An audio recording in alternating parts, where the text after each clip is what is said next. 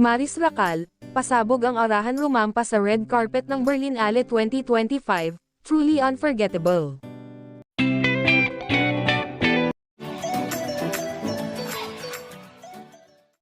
Slay na slay si Maris Racal sa kauna-unahan niyang red carpet sa 75th Berlin International Film Festival o Berlinale 2025.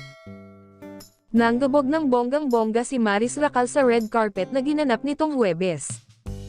Tila naging head-turner siya dahil sa pak na pak niyang elegant look na suot ang backless pastel green long gown. Maging ang mga international media ay napahanga sa gandang Pinay ni Maris.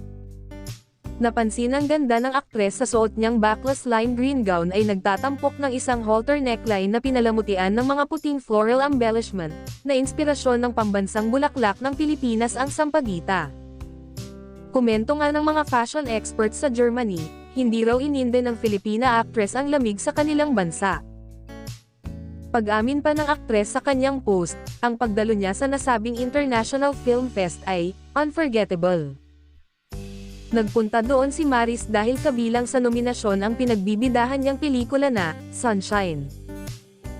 My first Berlinale International Film Festival, truly unforgettable. I simply cannot wait for Sunshine's European premiere. I'm so happy for us.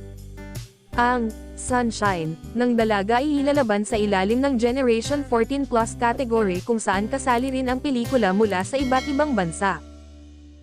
Bago yan, maaalalang ipinalabas at inilaban din ang nasabing pelikula sa Toronto International Film Festival last year, pati na rin sa Palm Springs Film Festival nitong taon.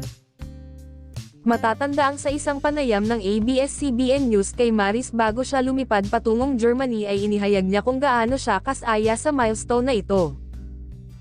Super happy kami kasi it's only one of the 2 films in competition, it's a huge thing for us, aniya.